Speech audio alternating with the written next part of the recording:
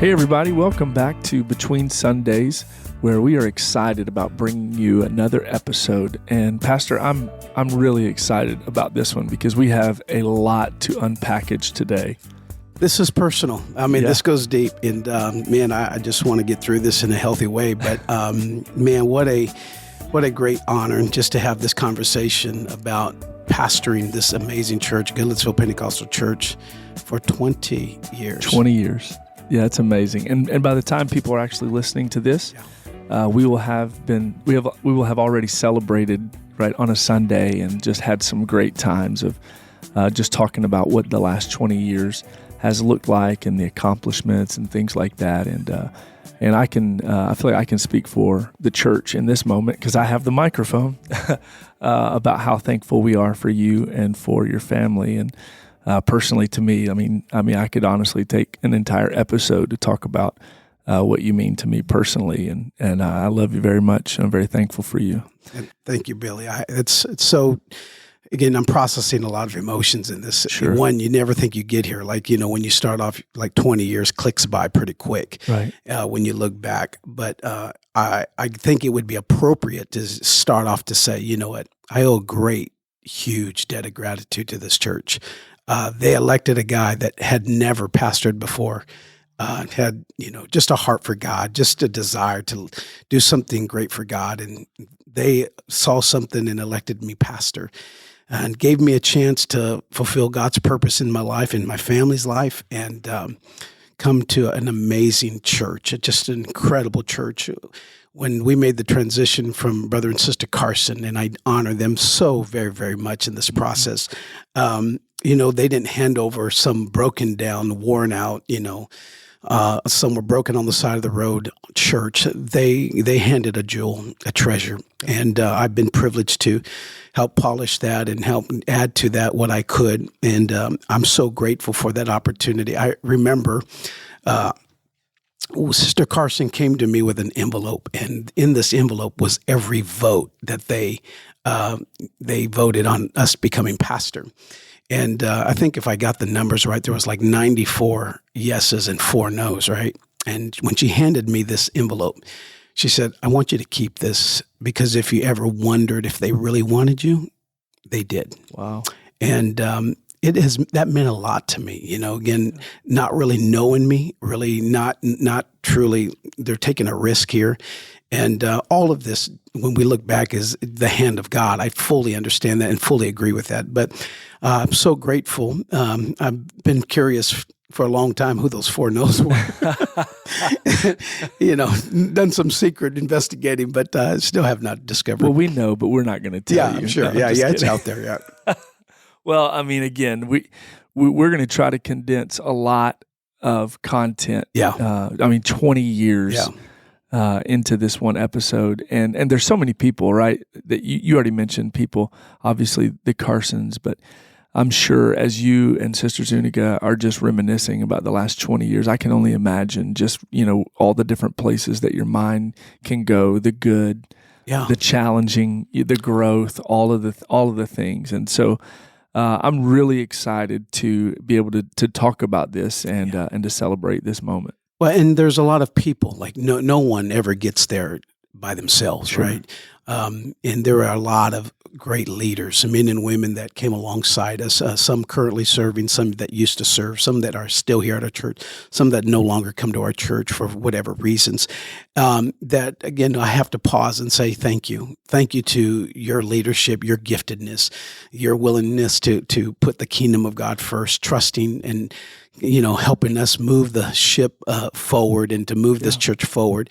I owe a lot of people a big thank you for just joining the fight with us and believing in the vision and doing your part. We didn't get this far by ourselves, I assure you. Yeah, and I think, again, I'm excited to hear the content that you're going to talk about today because I think a lot of people look back over these last 20 years and they know how much of a privilege it has been for us, those of us especially who have been here. I haven't been here all 20 years. I've been here 19 years. I think I was doing the math, 19 years and about 8 months. So I came right after, like right on the heels of you getting here, which is crazy to even think about, because whenever I came and transitioned to this church, it was like coming to camp meeting every single Sunday, and it was just amazing. I remember those experiences, and to think that now, you've been my pastor for close to 20 years is wild, right? I still feel sometimes like I'm not even old enough to have had a pastor for 20 years, but it's been amazing. And today we're going to talk about some of the experiences. Again, we don't have enough time in one episode really to unpackage all of what you've learned, experienced over the last 20 years. And honestly, you would probably say some of the things we probably don't even want to record on a podcast. Yeah, I don't want this documented. Yeah, let's leave that. Let's let that be behind the scenes. Yeah, some things are not meant to be reopened. Best left unsaid. Yes. It's like the Ark of the Covenant. Like that's supposed to be sealed, right? It's not supposed to be reopened. Touch it, you die. You die. But so let's talk about the things we can talk about. Yeah. And so there's a lot. And again, having spent a lot of time with you, there's a wealth of knowledge there, and you're drawing from the wells of the last 20 years of experience and growth and all the things. And so let's just dive into this conversation about things that you've learned, experienced over the last 20 years of pastoring. Yeah, when I try to kind of make this make sense, trying to be real and just pull back the curtain a little bit and just kind of share my story, I think the best way I try to do this is put it in some type of axiom, just some type of thought that would make sense, and then I can clean it up.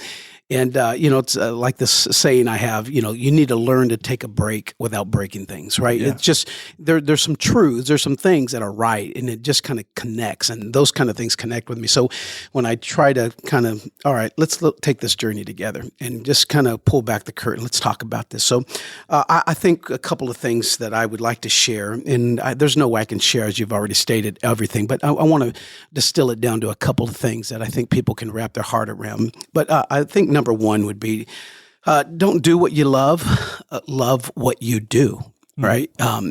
Your heart can go a lot of places, but at the end of the day, whatever your hands find to do, it's always better when you love it. And the work of God, and what I'm very grateful for is that I have fallen in love with the work of God. And that was even before I became pastor, but man, it crystallized and blossomed as a pastor, that I love this idea of the church, the redemptive potential, the hope that it gives, the light that it is, all of the beauty and the splendor of this great thing called the body of Christ, the church. I have fallen in love with that. I have fallen in love with that eternal thing that Christ left on earth until he comes again. Right. And I get the privilege of help stewarding that and help sharing that and help preach that, proclaim it.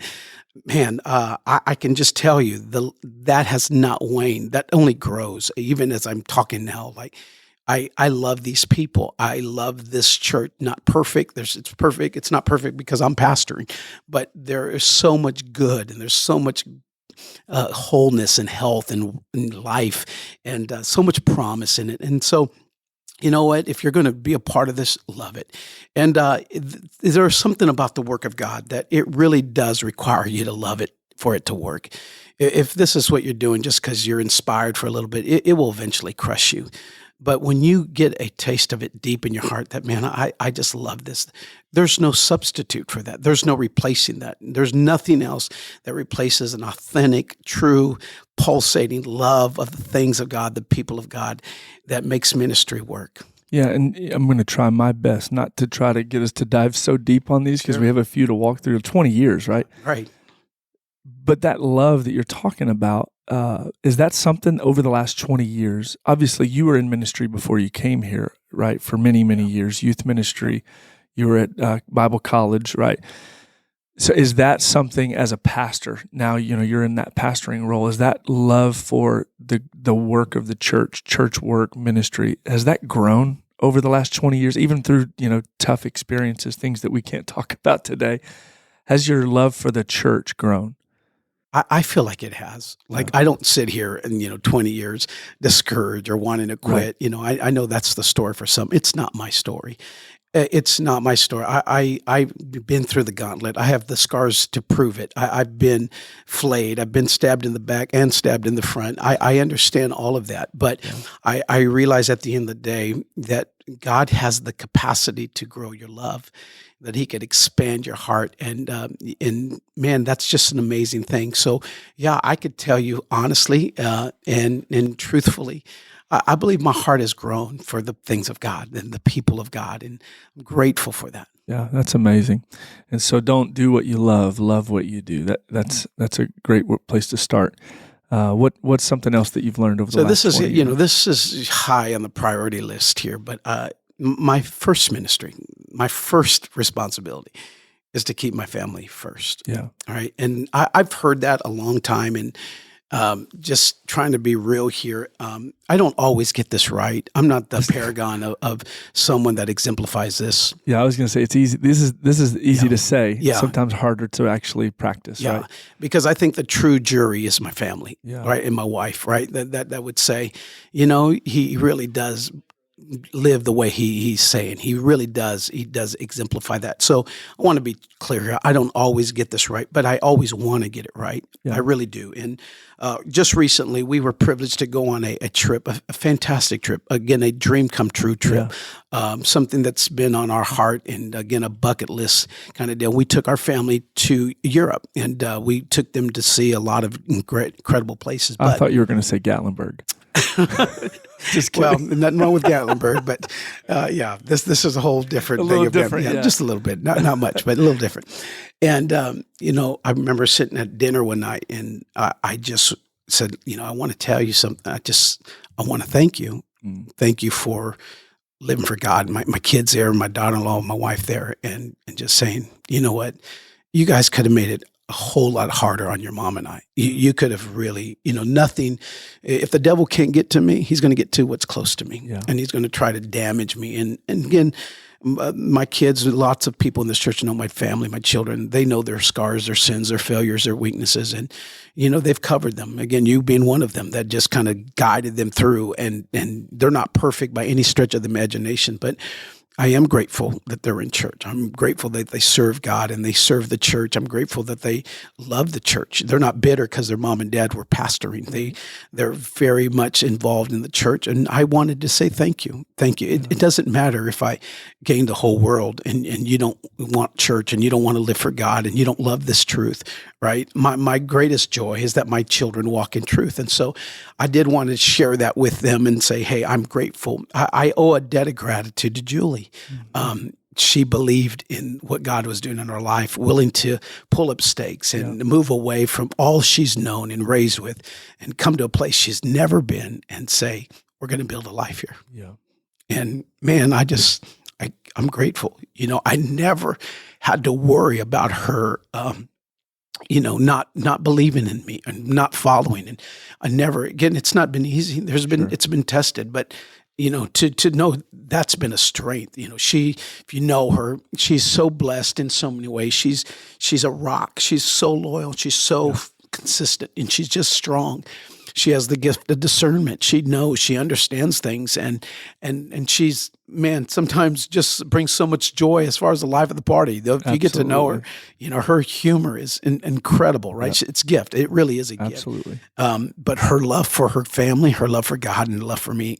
And again, years ago, I told her, I only ask you that you would love me and God. And in that time when people were probably like, does your wife sing? Does she play? Does she do all this stuff? Does she talk to you? All these requirements with the perceived pastor's wife, the perfect pastor's wife. And I said, all I really want you to know is if you love God and you love me, that's enough, right? So I want to certainly say, you know what? Thank you to her, and I love her dearly. It's been the joy of our life because here's it. They were there before all this happened. Right. And one day I will pass the baton of leadership of this church and they will be there.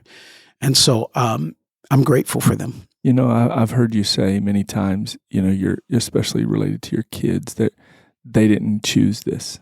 Yeah. They didn't choose this life, and we know that life, ministry life with kids, pastoring with kids, a lot of times they live in a glass house that they never signed up for. You know, they can be on the other end of different people's ideas about how they should be, how they should act.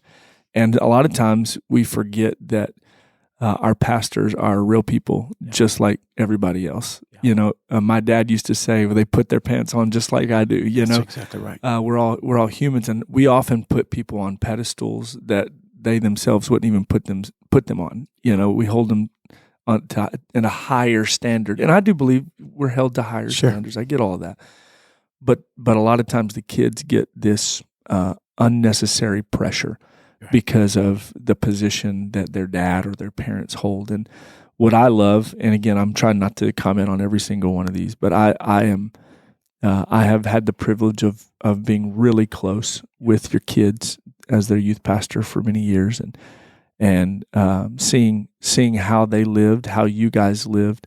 I can testify that you're real people. Yeah. You don't live double lives. You don't have a church life and then you have a different home life. Like, you are who you are. You know, whether you're passionately preaching on Sunday or we're playing pickleball, you know, on Saturday night. You're still aggressive in both of those. But it has been a pleasure to not only have you as our pastor, but your family, because you don't just get the pastor. It's the whole family. And I can only imagine, you know, we're careful about using the word pride. We'll say how pleased you are with your family, and how all these 20 years, how they've stood by your side, right there with you in lockstep. They have not made your job harder. No, I'm indebted to them, and grateful for them. I want to be a hero in my own home. Yeah. I want them to respect me. I don't want them to see confusion or double standard, or I want them to say, you know, he's the real person. Mm-hmm. I will say this and comment on this as well, that and I've said this before, but I think it's worth repeating, that when Julie and I, again, this is the first pastorate we've ever had.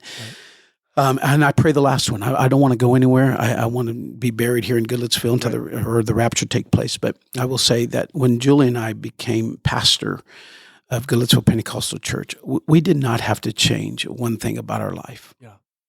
Like we didn't have to change anything about our conduct, things we were doing, places we were going.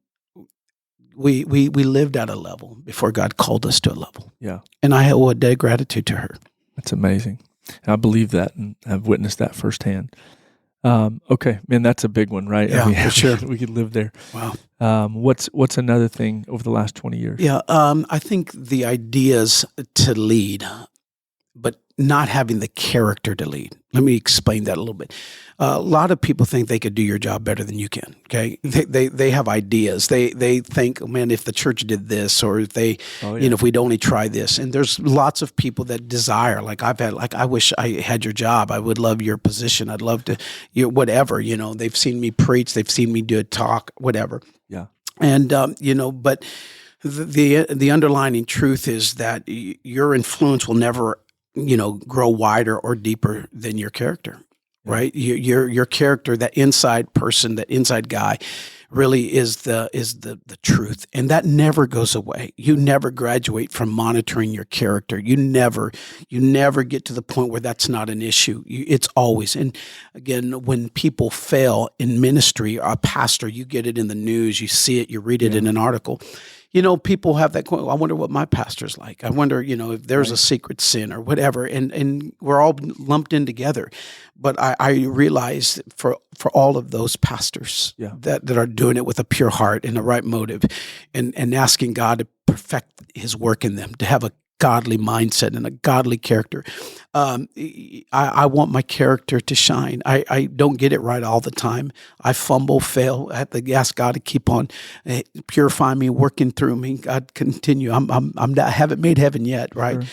But I realize in 20 years of ministry, you never graduate from that. And here's the thing. If you're going to grow, if you're really going to just push, your character is going to be tested more. That pressure, the enemy doesn't let you graduate and flourish without coming against you. He's going to find, he's a roaring lion. He's going to find a way trying to take you out and undermine you, get you off your game, try to make you weak. And so it's going to come against your character. And in 20 years, I really, really asking God to continually, Lord, strengthen that inside guy. I want that inside guy to be the real guy. Yeah, and over 20 years, I can only imagine, whether it's peers, colleagues, people that you've seen on the news, who are you in a different state, in a different church, in a different organization, what it's like to witness, character flaws or that were private that become public, right? Right. How has over the last 20 years, either witnessing things close to you, people that you know directly, or people outside, but you just see publicly, like when you see that, how has that shaped your leadership and your character? So there's I'll leave out the names, but there are stories that I could tell you of people you would know. And I remember one in particular, when that situation happened and that pastor failed, I literally had this thought, like, if they can't make it, none of us are going to make it. Wow. Like, if they fall, like, man, that I don't have a chance, right? And so that motivates me. That makes me, hey, you better pay attention here. You better make sure you don't have a little bit of something that's going on you think is okay, and that you can handle this. And you better make sure that you're minding your P's and Q's. You better make sure that character is still being refined and still worked on. And so, yeah, when you see that, it does jar you. It does, because you want to think the best. And when those things happen, when people fail, it hurts. And I've wept tears. Yeah. I've recently, in my prayer time, was praying for leaders. And there were some leaders that have fallen that I love, that have influenced me, that are no longer leading at a high level. And I prayed for them. And I asked God, wherever they are right now, God, they don't know me from Adam, but wherever they are, would you just be graceful to them? Would you? Because I realize all of us are vulnerable. All of us, I could fail, and God forbid, knock on wood. But the character is the game. That inside guy, to keep strong, to keep pure, to be godly. That's the issue. Just out of curiosity, and again, knowing you the way I know you, I know there are many things that you do to develop and protect your character. Yeah. But would you just share, like, just one thing? I'm curious what you would say, like, is one thing that you would want people to know. I never try to have an interaction with somebody that they could take in a wrong way. I'll never text something that could be taken in a wrong way. I'll always add a word or two just to, if your mind would think this, then I want to say it in a way that it's clean and clear, right? To the pure, all things are pure. I'll never try to do something that somebody would think is suggestive, or what did that mean, right? You want to be very, very mindful of that, being very aware of that. Those are some things, again, there's some times in my own private world where, a temptation will come in. I got to shut that down. I got to be honest there. I think really trusting my wife too. There was some times where, she would say, you need to watch out for that person. Yeah. And the kind of the goal is, when you see that person come towards me, you come too. Yeah. Right. There's things like that can, but honestly, it's not our weaknesses that get us. It's our weak moments that get us. That's so good. That's great wisdom. And I know, everybody listening probably taking notes on that, because it is the little foxes that spoil the vine, right? That if we don't pay attention to that stuff, those things grow. Yeah. They become big foxes. Yep. All right. What's the character? So you have ideas to lead, but you don't have the character to lead. That's so good. What's another one? You have to care without caring things. Okay. Ministry is about people. And life can get you down. People's lives can get you down, right? Yeah. There's things that about people. They vomit on you. You get the underbelly of people's decisions. You have to walk through some things. Things that you can't share. Things that no one would understand. And so you take all that. But honestly, that can be very crushing. And I don't know what it is, but God has given me ability over this. I've recognized it's a true gift that I can hear things. I'll give you an example that, there was one time that I had a person admit that they had an affair, right? And the heartache of that, the pain of that. And But the realization is I don't carry that. Like when I look at that person, that's not the first thing that comes to my mind. That's not what I now view them as, right? And again, this is years ago, because somebody may be listening to this like, is he talking about me? Okay, no, Hopefully I'm not not. talking about you. Yeah, but you carry things, but if you carry it where it's so deep and so demoralizing, and you lose confidence, you lose hope in people, like. You no longer see people as good, and you no longer see them as productive. You see them as, and people are painful, people are issues, and they got flaws, and they're broken. And so, honestly, you got to carry things in a way where it doesn't crush you. And I think I've learned that. I've learned that you can tell me the most painful thing and the hardest thing, and I got to wrestle with it. But at the end of the day, I'm not God. Right. And I'm not the Savior. I got to trust Him to help do that. That wording has saved me. I'm so intrigued to hear how, because you said it, you'd believe that this is a gift God has given you. I do. Right. I do. And I do believe that, in pastoral ministry, you need that gift, right? Because, sure. You're in some of the toughest conversations, the darkest moments of people's lives that you could, I know you could live in meetings trying to help people, talk people off the edge, dealing with them in crisis moments. And I've, again, witnessed you walk out of tough conversations, tough meetings, and you still have joy. Not that you're not feeling the weight of it, but it hasn't gotten into your spirit, right?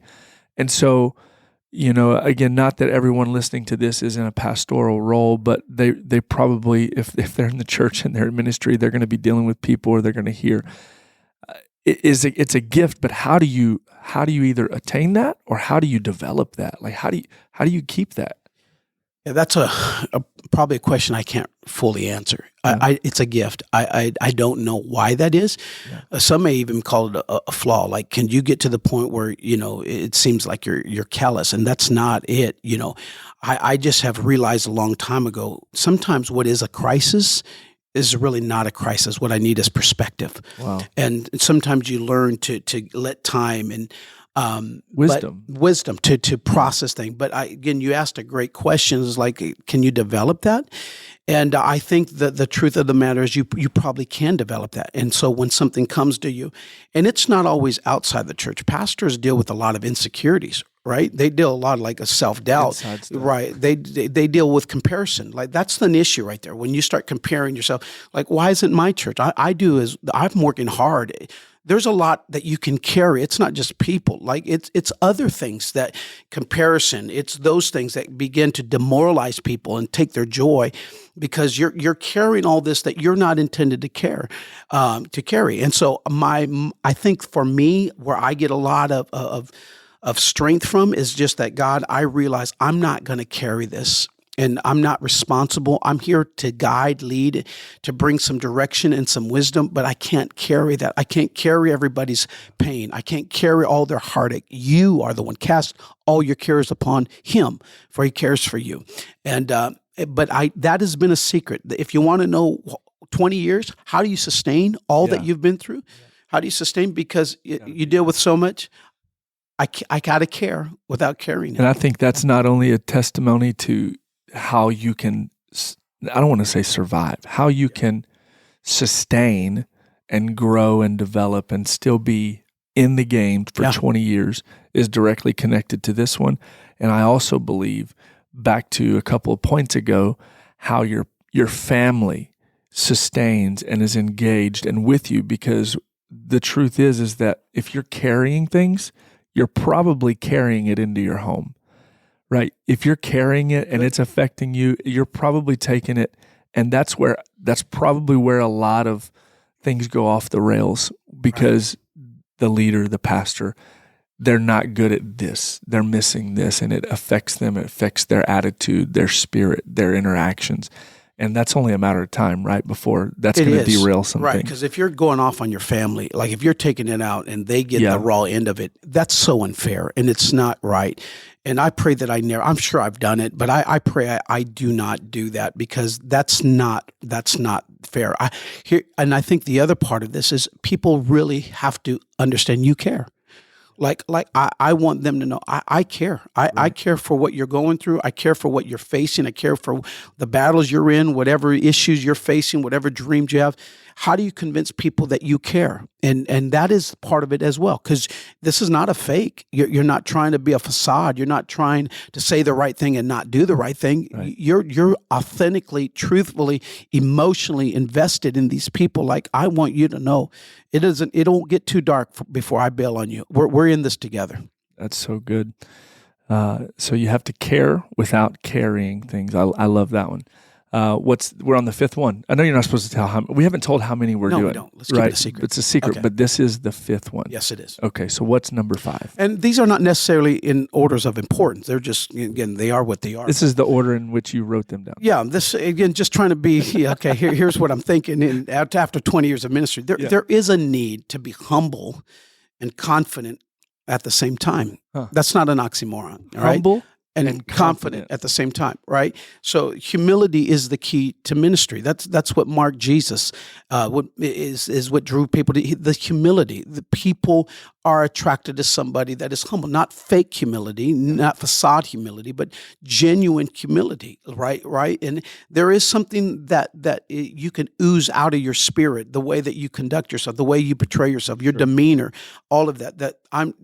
There's humility about it, and so it's not like I go around saying I'm humble, right? I just want you to know I'm the most humble person you've ever met. Yeah, I'll sign Bibles later, right? But there's a truth about that. Everyone acknowledges that there is a superpower in that. There's something authentic, something attractive, something real about humble people. They get it. There's a power in that too. I learned this just about a couple years ago, that in the spirit realm, humility keeps you hidden. Like there's a protection spiritually, in a spiritual dynamic, that keeps you hidden when you're humble. Pride, the Lord resisteth the pride, but giveth grace to the humble. In the spirit realm, where the enemy only can do so much because of that humbleness, but at the same time, there has to be a confidence, right? When crises come up, when issues come up, people want their leader to lead. Yeah. They want a leader that is sure and not wishy-washy and not haphazard. There's something very comforting to people when they see you lead in a way that exudes confidence, right? There's something safe about that. Yeah. They want that in a leader. And there's this magic between being humble and having that confidence at the same time. Yeah, it's interesting because you would pair humility and confidence, right? Right. And most people wouldn't pair these next two, which would be pride and insecurity. Right. For sure. You would look at somebody who's humble, and you wouldn't think necessarily that confidence would be paired with that, right? At the same way, you wouldn't look at someone who's insecure and think that it's pride. But we've been reading Carey Nieuwhof's book, and he talks a lot about how pride and insecurity are deeply connected. And I can see how true humility, right? True humility would be connected with a confidence, because both of them is acknowledging that this is not about me, right? I can get my confidence in Him. He's the creator. Yeah. Right? Nothing that I have would even be here had it not been for Him. Like any gifts, talents, abilities, anything that I could even try to find pride in, I had nothing to do with that. It was literally Him, the air that we breathe, Him, right?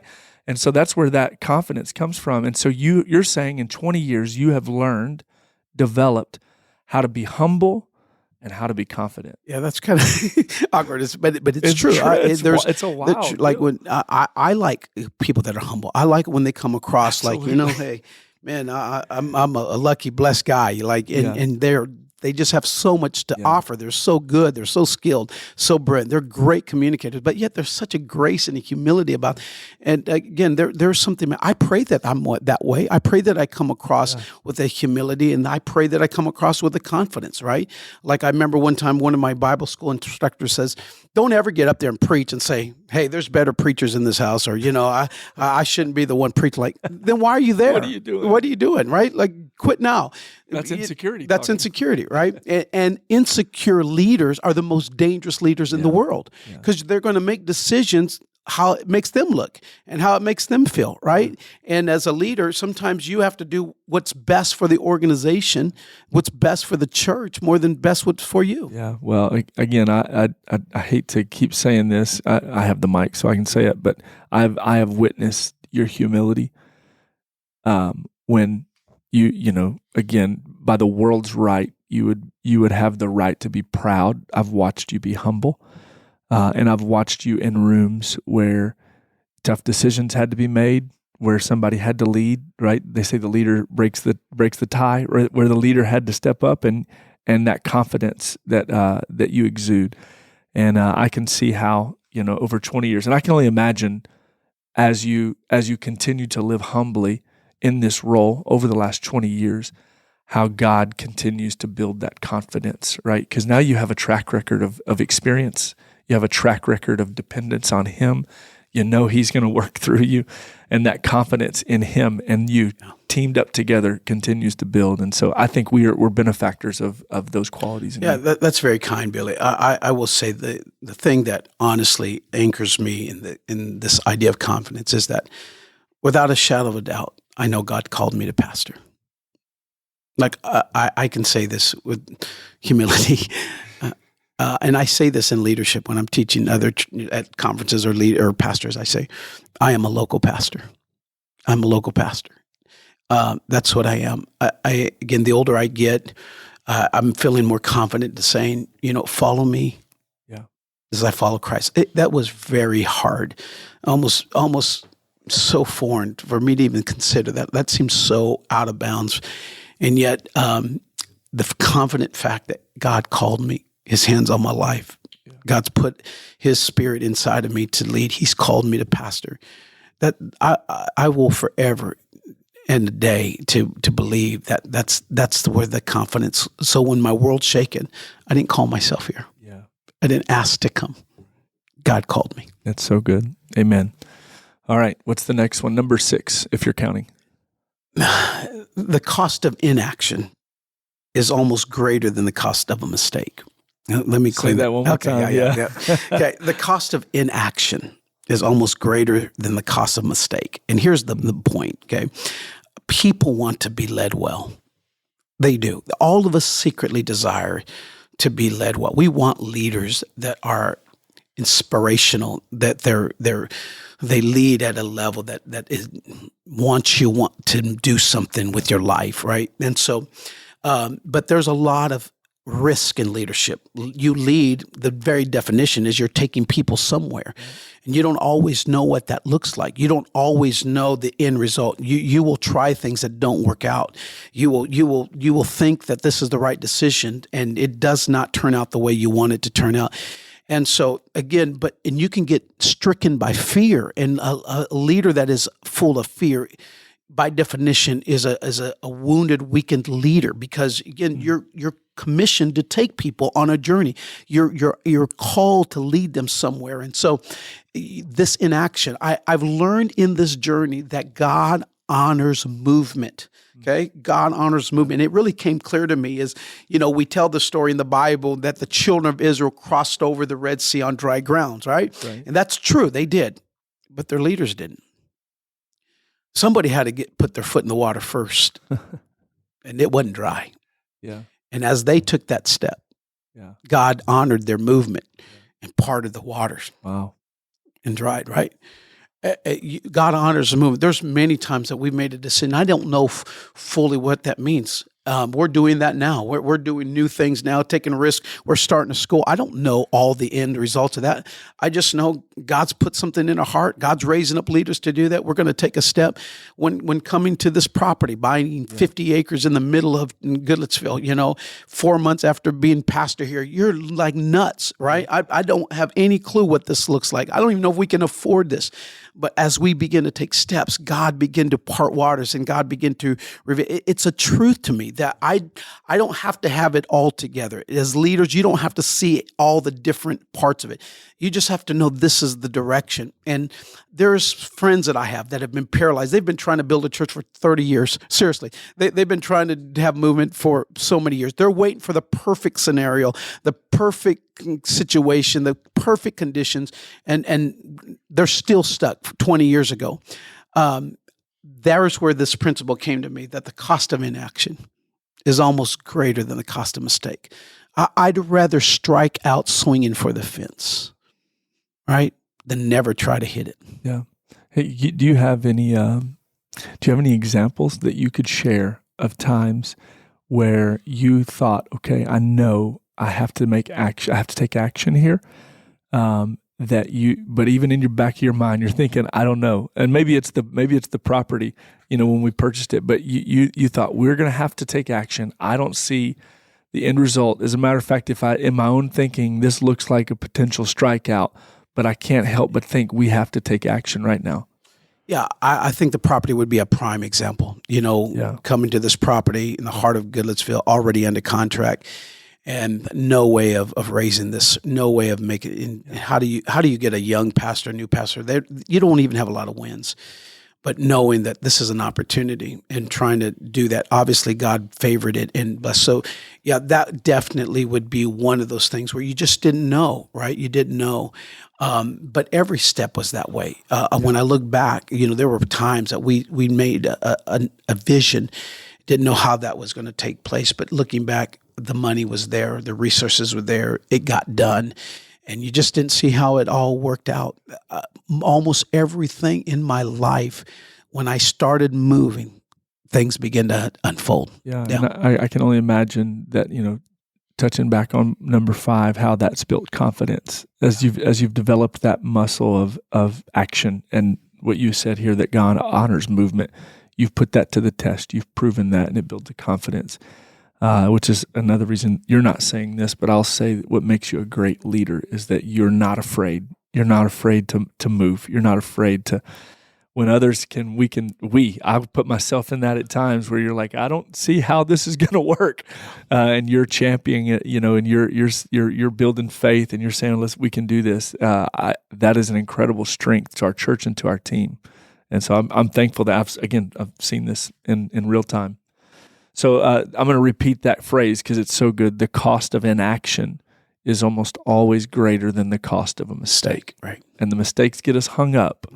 Right, but the cost of not doing anything is almost greater. And I will say this: you will have mistakes. I've took a risk on people, and that didn't turn out the way I wanted it to turn out. Yeah. And ask God a lot of times, why? I thought I did my due diligence, I thought I did my homework, but it just didn't work out. And again, sometimes God uses you not for your own purpose, but for His purpose and for other people's purpose. And so there are some painful examples, but you can get jaded, you can get hurt, and there's where leaders begin to pull back, is because they, I don't want to experience that pain. Again. I don't want to feel that no more, right? And so, yeah, but I do believe the cost of inaction is greater than the cost of a mistake. It's amazing how all of these connect, because that comes back to your gift of not carrying things, right? Like, right. Okay, that didn't work. Right. That was a strikeout. We messed up there. Yep. Let's not do that again, but I'm not going to not take a risk. I'm not going to try again, and I think that inspires all of us for sure. All right, a couple more. What's the next one? The next one is the outlook will determine the outcome, meaning this, okay, just an optimistic, hope-filled, faith-driven course of action, attitude. It really is the differentiation of what separates leaders. When I look back of all the great leaders that I've known, and I've known some pretty amazing leaders, and I'm very grateful for them. I want to mention a couple of them personally. One, my own pastor, Brother Art Hodges, whose fingerprints are all in my life in leadership. Brother Haney, that just breathed into my spirit. Brother Carson, our bishop, former pastor of this church. Just incredible men that have just really made a difference, a profound difference in my life. Okay, and one of the things that I can tell you about great leaders I know is that they have a truly a faith-filled, optimistic attitude about the future. That's the common. It's not personality. It's not public speaking. It's not creativity. It's not a talent, a skill, ability. Those differentiate between leaders. But the common thread, is what separates those that last, that are engaged and are still operating at a high level, is they just have a optimistic view of the outcome. They see it. They see it through the murkiness and the uncertainty and the challenges. They don't look at it as deal breaker. They see the possibility. That just stuck with me. I mean, I think those leaders that just continue to believe that this church can grow. I believe that this church has a redemptive future until the rapture comes. I believe that there's an ingathering of a harvest in this church. I believe there's ministries being birthed now that are not a part of our systems, or not a part of our ministry menu, but they will be. I see a clinic happening. I see a daycare happening. We're launching a school. I see these things one day where man, there's just a multiplicity of avenues that we're blessing our community, blessing families. Again, those that see that and hang on to that, they are going to last. When you start being critical and cynical, okay, we tried that before. You know, I know somebody that tempted, but it didn't work out. It's easy to become jaded, and it's easy to become fearful. It's easy to let your vision shrink and your heart shrink. But those leaders that say, God, you're not done.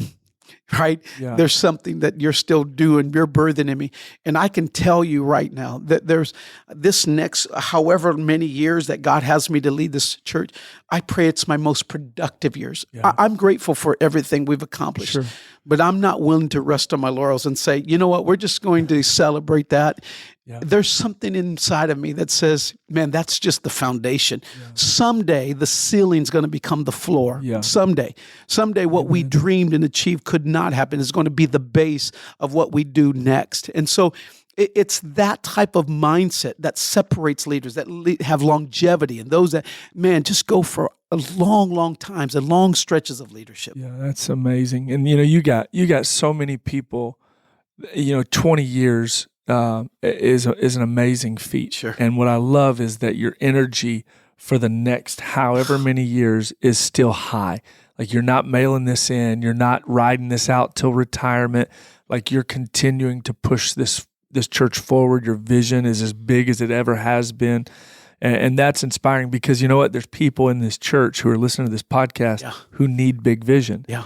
They need leaders that will take them to the next level, yeah, take this church to the next level. And it's just like what you said with Bishop. Bishop didn't hand you a dead church.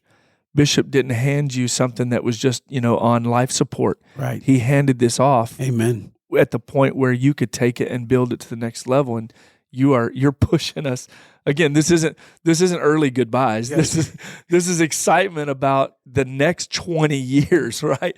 About where you're taking us. And I love that. And your outlook is so positive. It's people closest to you, it almost annoys them how optimistic you are. Like, you just can't see. Like, do you even have a negative bone in your body? I cut it out. Had surgery. That's out. Yeah, my blood type's not even B. It's not even B minus. Right? It's A plus. Yeah.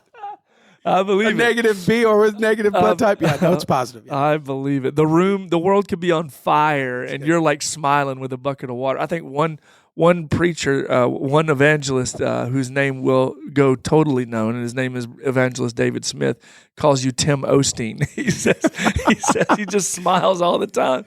But it's so real, because your outlook, you get this principle, this axiom, that your outlook will determine the outcome. And I hope it's contagious. I really want people to feel it, yes, and believe it. It's not put on. It's not make believe. It comes from a real place, a true source that God.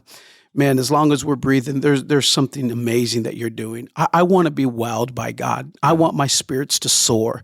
I want to fly in my mind, my heart, my faith. I want to see the hand of God do what I've never seen in my lifetime up to this point. I truly believe that. And again, those are not just great quotes or great words to say.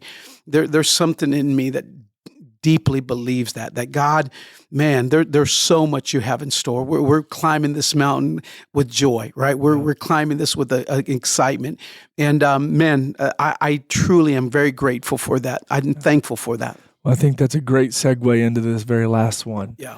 that you're going to talk about? Because this, I think, sums it up so well. And the last 20 years, when we think about all that God has done and your leadership, I think it hinges on this last one right here. So why don't you tell us what that is? So my last one would be, again, Jesus is enough, right? As long as I have him, that's enough, right? It's not what we accomplish. It's not what we've done. It's not what we've preached. It's not all those wonderful gifts and blessings. Having him is enough. And the joy that brings, the fulfillment, the completion, the hope that having him is enough. I'm not in competition with anybody else. I'm not trying to compare myself with anybody else. I'm trying to say, God, I want to hear well done. Not one day, every day. And God, that's enough. Part of that comes from that verse that David writes, and he said, he anointeth my head with oil. And we love that part, right? I want to be anointed. Man, do I want to be anointed? I want to feed these people. I want them to eat well. I want them to eat spiritually well. I want them to know you're getting the best that I can give you, right? You anointeth my head with oil. But that second part of that verse is what I've anchored to for a long time. And that's this part, and my cup runneth over. I want to serve on an overrun cup where my cup is full. I don't want to serve. I don't want to lead.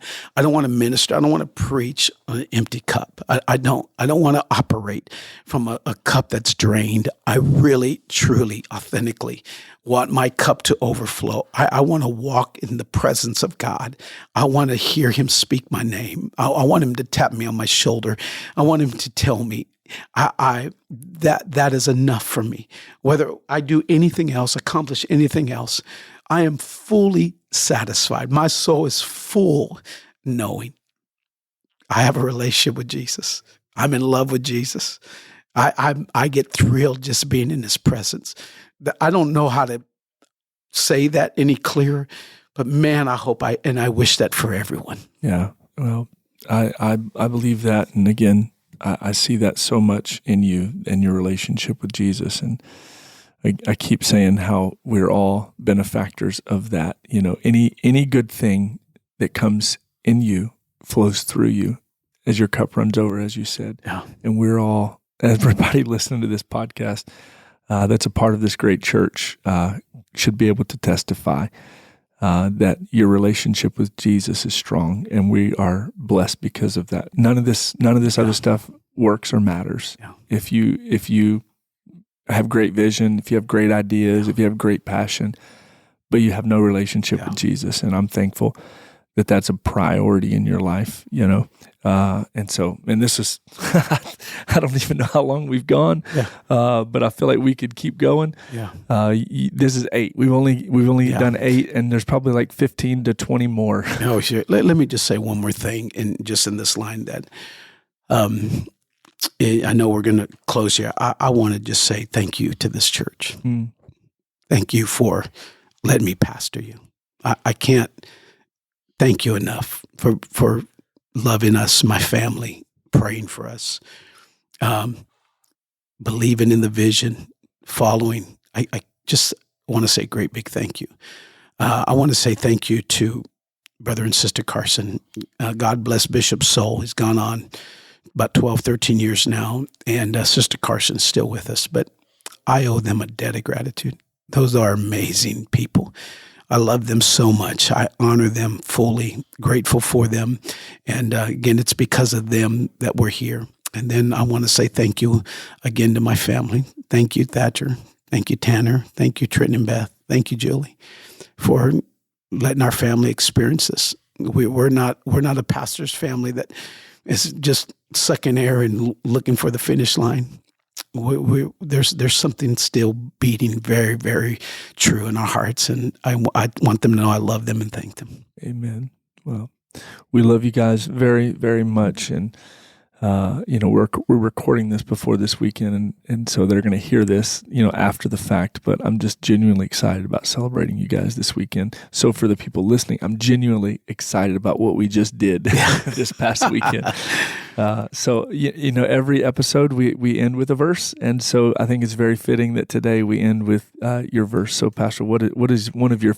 There's no way to nail this down. It's like all of these different points. We can't nail it down to 1 or 8. Right. But what are one of your favorite verses? So one of my favorite verses, and the reason why this is one of my favorite, is when I got elected pastor and came here, I was in a devotion, and God gave me this verse, and it's Ephesians 1:17. And Ephesians 1:17 says, that the God of our Lord Jesus Christ, the Father of glory, may give unto you the spirit of wisdom and revelation in the knowledge of him.